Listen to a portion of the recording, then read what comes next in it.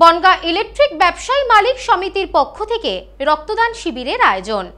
সামাজিক দায়বদ্ধতার কথা মাথায় রেখে এই আয়োজন বলে দাবি উদ্যোক্তাদের। রক্ত সংকট মেটাতে এবং রক্তের যোগান অব্যাহত রাখতে Bongaon electrical sound appliance shop owners welfare অ্যাসোসিয়েশনের পক্ষ থেকে আয়োজন করা হয় এক রক্তদান শিবিরের। দৈনন্দিন নানান কর্মকাণ্ডের পাশাপাশি সামাজিক দায়বদ্ধতার কথা মাথায় রেখে সংগঠনের পক্ষ থেকে আজকের এই আয়োজন বলে দাবি আয়োজকদের। রক্তদান শিবিরের পাশাপাশি এদিন আয়োজন করা হয় সাংস্কৃতিক অনুষ্ঠানেরও। এদিনের এই শিবিরে রক্তদান করে আয়োজকদের পাশে এসে দাঁড়ালেন বহু মানুষ। রক্তদান মহৎদান, রক্তের নেই কোনো ধর্ম, নেই কোনো বর্ণ।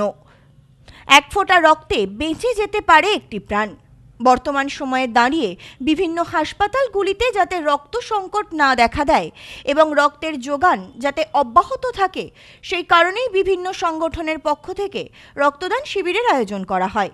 এদিন বনগাঁ ইলেকট্রিক্যাল সাউন্ড ওনার্স অ্যাসোসিয়েশনের পক্ষ থেকে আয়োজন করা হয় এক রক্তদান শিবিরের। বিগত ৩ বছর ধরে তারা সকলের কথা ভেবে এবং সামাজিক দায়বদ্ধতার কথা মাথায় রেখে এই রক্তদান শিবিরের আয়োজন করছেন। এবার সামাজিক দায়বদ্ধতা পালনের ক্ষেত্রে এগিয়ে এলেন তারা। আয়োজকদের দাবি, তাদের আয়োজিত এই রক্তদান শিবিরের মাধ্যমে কিছুটা হলেও হাসপাতালগুলিতে রক্তের ঘাটতি পূরণ হবে। সেই কারণে সকলের কথা মাথায় রেখে এবং রক্তের যোগান অব্যাহত রাখতে তাদের এই উদ্যোগ। এদিনের এই শিবিরে ৬০ জন রক্তদাতা রক্তদান করেন। শুধুমাত্র রক্তদান শিবির নয়, এদিন সকাল থেকেই নানান ধরনের কর্মকাণ্ডের আয়োজন করা হয়েছিল আয়োজকদের পক্ষ থেকে। রক্তদান শেষে আয়োজিত হয় সাংস্কৃতিক অনুষ্ঠান। এই বিষয়ে অ্যাসোসিয়েশনের এক সদস্য জানান, আমরা সারা বছর সাউন্ড লাইটের মাধ্যমে মানুষকে নানান ধরনের আনন্দ দিয়ে থাকি। এই রক্তদান আমাদের একটি সামাজিক দায়বদ্ধতার মধ্যে পড়ে। বিভিন্ন হাসপাতালগুলিতে যাতে রক্তের যোগান অব্যাহত থাকে, সেই কারণেই বিগত ৩ বছর ধরে আমরা এই রক্তদান শিবিরের আয়োজন করে আসছি। আমরা সারা বছর অন্যদেরকে আমরা আনন্দ দিই মাইক লাইটের মাধ্যমে, এবং এই পরিস্থিতির মধ্যে আমাদেরও একটু আনন্দের প্রয়োজন, এবং আনন্দ করতে গিয়ে যাতে মানুষের উপকার করতে পারি তার জন্যে আমরা আজকে এই রক্তদান শিবিরের আয়োজন করেছি।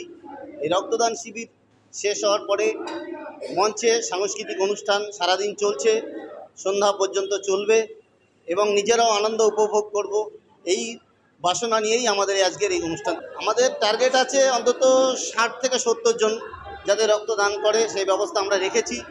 এই বিষয়ে আয়োজকরা জানান, বনগাঁ মহকুমা হাসপাতালের ব্লাড ব্যাংকের সহযোগিতায় এবং ডক্টর জি পোদ্দারের সহযোগিতায় আজকের এই রক্তদান শিবিরটি সুষ্ঠুভাবে সম্পন্ন হয়েছে। পাশাপাশি আয়োজকরা আরও জানান, আগামী দিনে এই ধরনের আরও নানান সামাজিক কর্মকাণ্ডের মধ্য দিয়ে আমরা মানুষের পাশে থাকার চেষ্টা করব। আয়োজকদের এই উদ্যোগকে সাধুবাদ জানিয়েছেন সকলেই। বনগাঁ লাইট মাইক ইউনিয়নের পক্ষ থেকে এবার ৩য়বার এই রক্তদান শিবিরের আয়োজন করেছে। এবার আমাদের ৩য় বর্ষ। এই আমরা চাইছি রক্তের যে সংকট চারিদিকে, আমাদের সংগঠন একটা উদ্যোক্তা নিয়েছে যাতে এই রক্তটা দিয়ে একটা মনুষ্য রোগীকে বাঁচানো যায়।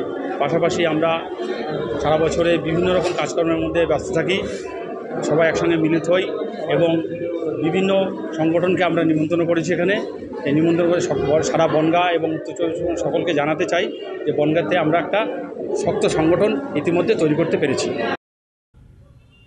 Bureau report, news no man's land, Bongaon. রাজ্যের মুখ্যমন্ত্রী মাননীয়া শ্রীমতী মমতা বন্দ্যোপাধ্যায়ের ভাবনায় জাতি ধর্ম নির্বিশেষে সম্প্রীতির মেলা বনগাঁ উৎসব 2025 বনগাঁ খেলাঘর ময়দান, রূপসী বাংলা মেলা নগরী, বিশ্ব বাংলা মঞ্চ। 18ই মার্চ থেকে 18ই এপ্রিল পর্যন্ত প্রতিদিন থাকছে নানা অনুষ্ঠান, বিভিন্ন প্রতিযোগিতামূলক অনুষ্ঠান তো থাকছেই, সাথে অনুষ্ঠান পরিবেশন করবেন স্থানীয়দের পাশাপাশি বিভিন্ন খ্যাতনামা শিল্পীরা। এছাড়াও মেলা প্রাঙ্গণ জুড়ে থাকছে রকমারি স্টল, শিশুদের জন্য ফান স্টেশন। মেলার দিনগুলিতে আপনাদের উপস্থিতি ও সহযোগিতা একান্ত কাম্য। আমন্ত্রণে বনগাঁ পৌরসভা।